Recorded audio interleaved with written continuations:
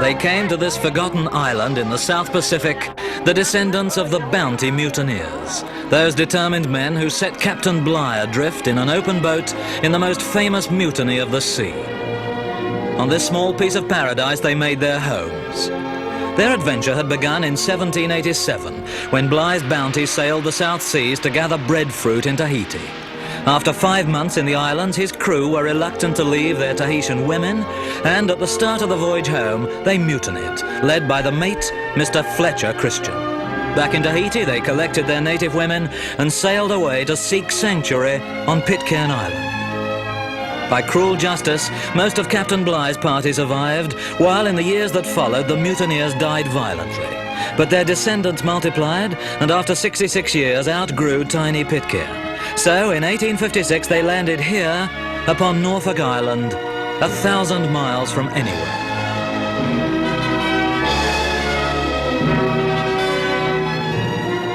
John Adams' prayer that he used on Pitcairn Island every Sunday morning. Suffer me not, O Lord, to waste this day in sin or folly, but let me worship Thee with much delight. Teach me to know more of Thee and to serve Thee better than I have ever done before, that I may be fitter to dwell in heaven, where your worship and service are everlasting. In the sweet morning, we shall meet on the beautiful shore, in the sweet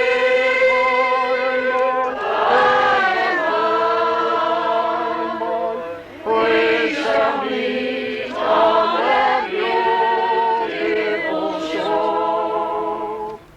The Bounty descendants, 193 of them, were told by John Adams' leader, George Nobbs, as they came ashore, "This goodly land needs nothing but a contented mind, a persevering spirit, and a grateful heart to make it productive and pleasant."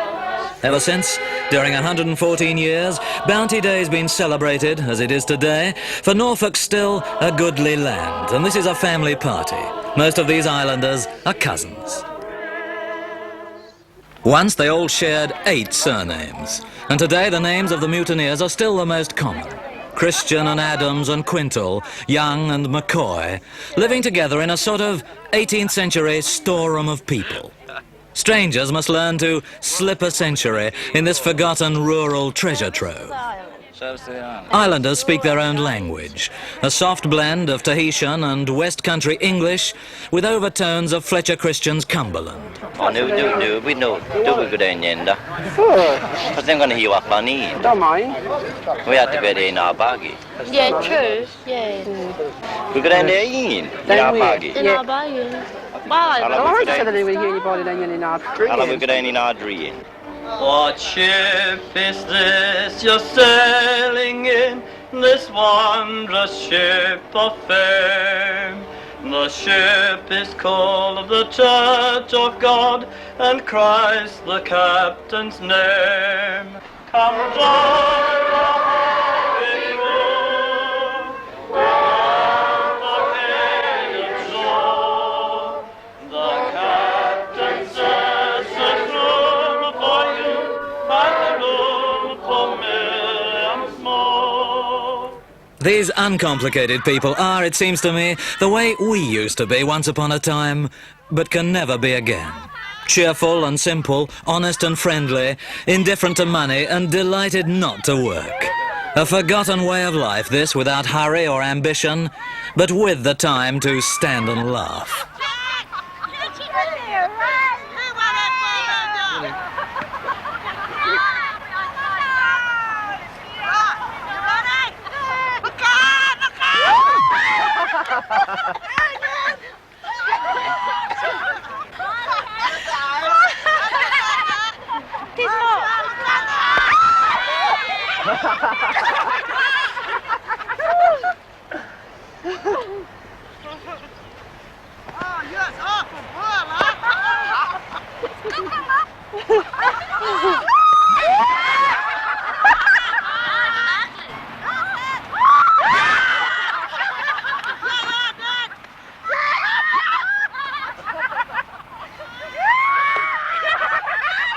Islanders give themselves lots of public holidays, celebrating not only the Queen's birthday, but American Independence Day. But this is the day of the year for the big eaters, the Bounty Picnic.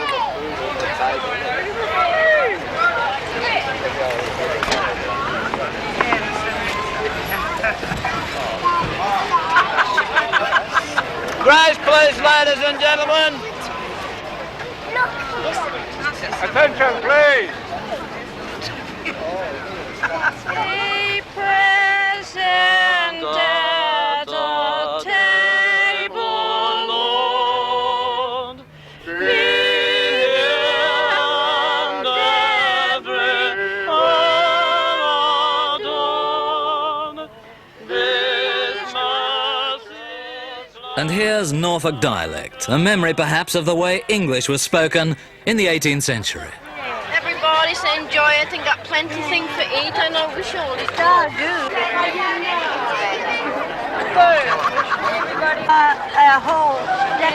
You only going to answer? Yeah, I had to pick some hibiscus and them and Papa. These are people who've never known hurry or stress, who've grown up on a lost and gentle island where it's easy for eyes to be bigger than stomachs, and it's always afternoon. Anybody went home so far? Who'd like one cigarette? You can't. You can't smoke at work. Yes, you can. My word, you can. Do you come off the Bounty?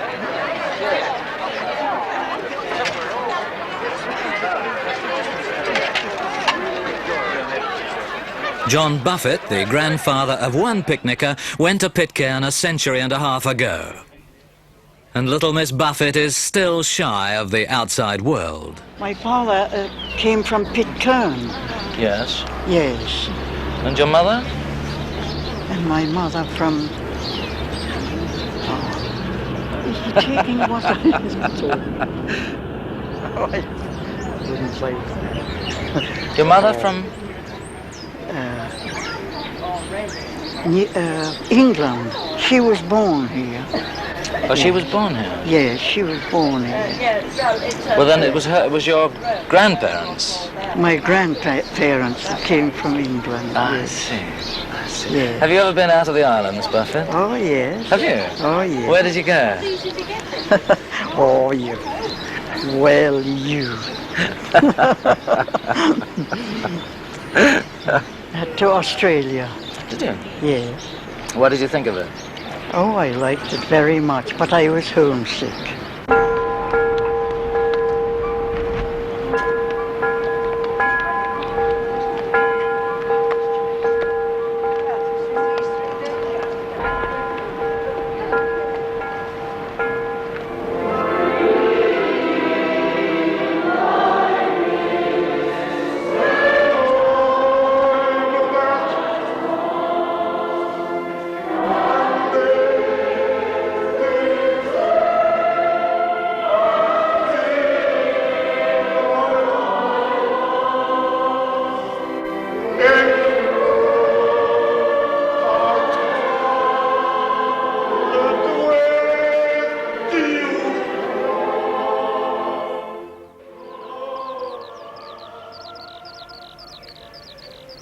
Is it the most day you ever saw any? A neighbourly visit from that shy Miss Buffett, bringing news of Bounty Day to one of the most remarkable women I know, a Norfolk Island original. It was one of the best times the Bounty Days ever been. Some people More come people. here say it's, oh, Norfolk is getting spoiled. It hasn't. It's never been too lovely. As long as it's Norfolk Island, it's Meet lovely. Gurley Christian, descendant of Fletcher Christian, the man who started it all, that mutinous mate. Since I first met Gurley, she's lost a leg, but she's still splendid, still indomitable. Back in 1790, Fletcher Christian and his Tahitian wife had a son they called Thursday October Christian, and his son came here to Norfolk. Today it's whispered that Gurley's 76, but she has such spirit it's impossible to see her as an elderly, well-to-do lady with 86 South Pacific acres. For Miss Christian, with one leg or two, the name Gurley is just right. So you're quite a rich girl, aren't you? No. Well, if it's worth up to £1,000 an acre, Yes, you're quite a catch for somebody. I don't think so. I wouldn't advise them to be tangled with me. And I don't think they'd be keen themselves. They'd far be out on the loose. 86 acres of Norfolk Island, Yeah. makes you a rich girl. I had more. And I've pretty well given them to different ones. Because they sing out, they like it very much. Well, they like things as well as I do. I love every inch of Norfolk Island, I do. And I like other places where I've travelled to. It's all very, very nice, but after a while, I like to come home to my Earl. You've never been married, of course, girlie, have you? Nobody would have me. How can I? They're shy clear of me, boy. Perhaps they don't know how much land you've got, you see. The land doesn't count in this case. Neither does money. Girlie, would you think I was rude if I asked you how old you were? I can't tell you, it's too many. So when it's my birthday coming around, hey, it's your birthday, how many? I said, don't ask me. I've gone up high enough, now I'm going back down the same scales. Don't ask me. You see, last time I saw you, you came galloping up to meet me on a horse, I remember. Yes, that was up Middlegate. That was 10 years ago. Yeah. Since then you've had this unhappy accident. Oh, yes. How did that happen? Well, I pretty well live on horseback. And I was going off to get ripe peaches this time. And a big chestnut horse came up, and it was his turn to go out for a gallop, so I saddled up and was going down to get peaches. And he's been down there a million times before, but this time he didn't want to go down. So I told him, he darn well got to get down. Go on, I said, get down there. And with that he turned around and bucked. And I shot up in the air. If I should have been an angel with wings. I thought I'd never stop flying. And I've never been able to stand up ever since without a great struggle.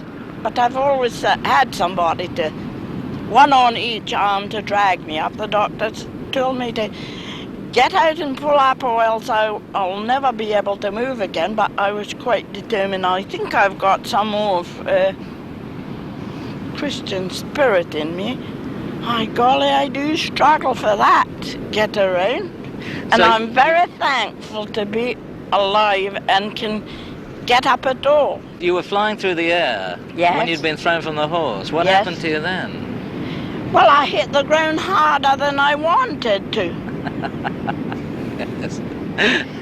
And in the struggle, I was lying there for a long time. So I wonder what was happening, and I turned around and looked to see where the horse was. And there he was with the hind legs way up in the air, bucking and fighting and jumping in the air. I've never seen any cowboy go through such a performance on the pictures. Well, And you were underneath, were you? well, worse was to come. Oh. When I looked up, he was straight in the air, and he couldn't go back. He came straight down, saddling all over me. I was nearly killed.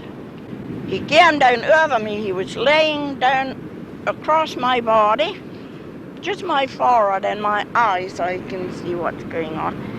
And he was kicking forelegs sideways like that, and we were rolling down the hill the same time, and I blocked him from rolling some more, and then he was kicking, and he got a footing, and then he stood up like this, on his hips, on his front leg, His body was crushing my chest under and my stomach. Boy, I must have been strong. The doctor said I was made of iron. So, when he got a footing on his front legs, he propped up and he got up off me and ran away. I couldn't move then for a long, long time. I don't know how long it was.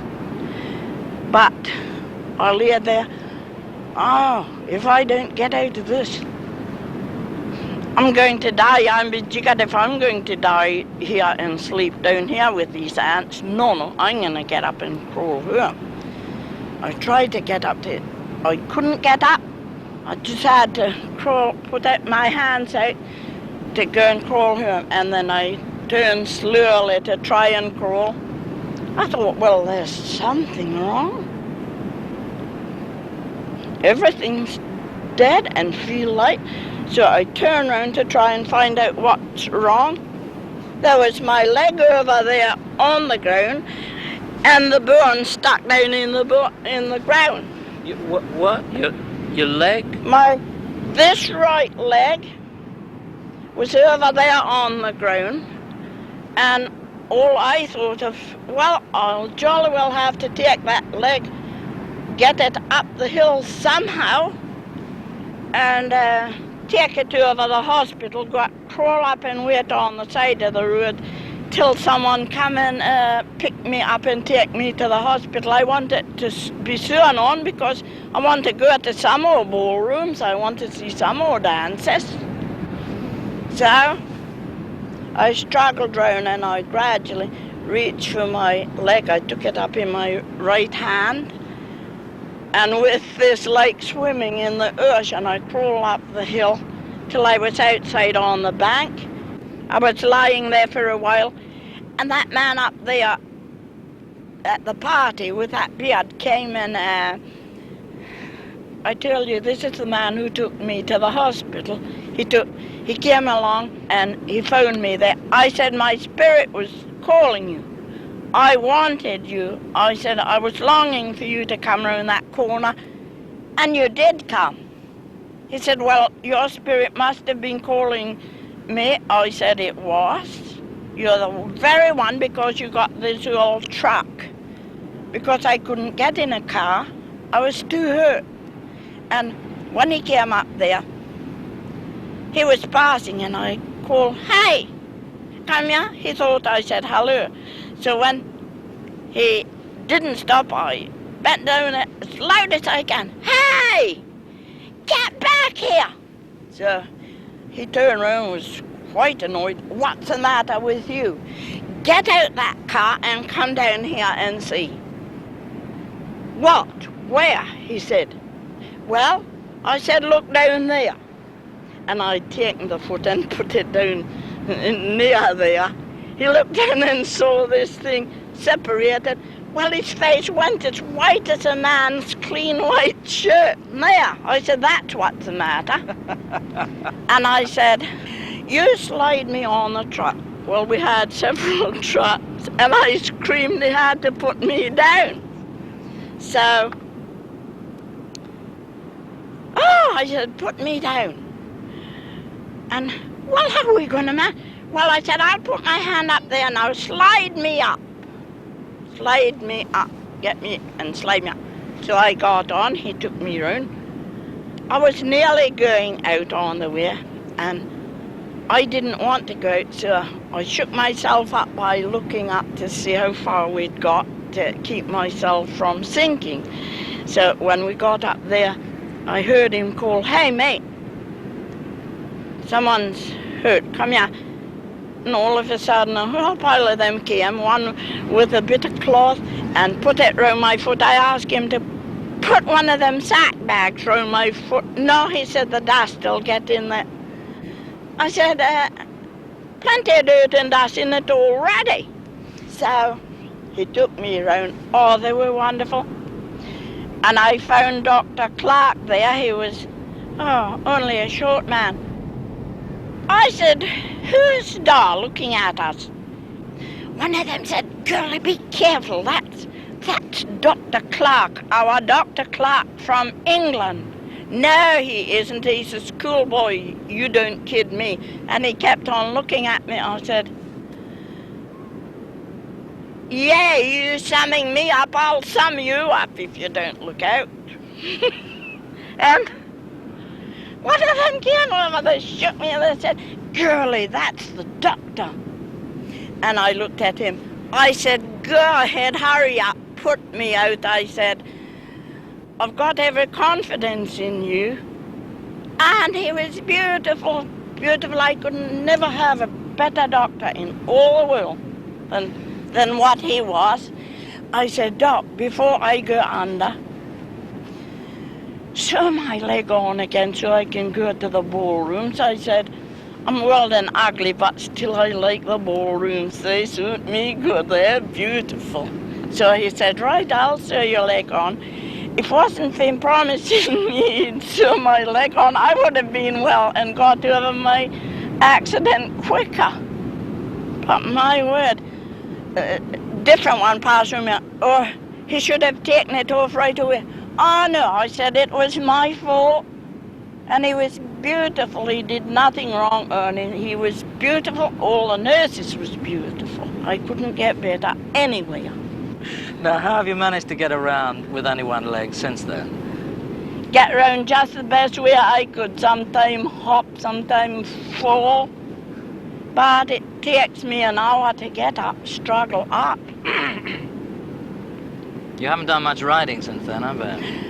I've never been able to get off the ground, leave alone get up on a horse anymore. I saw one up there this morning. It nearly sent me cranky.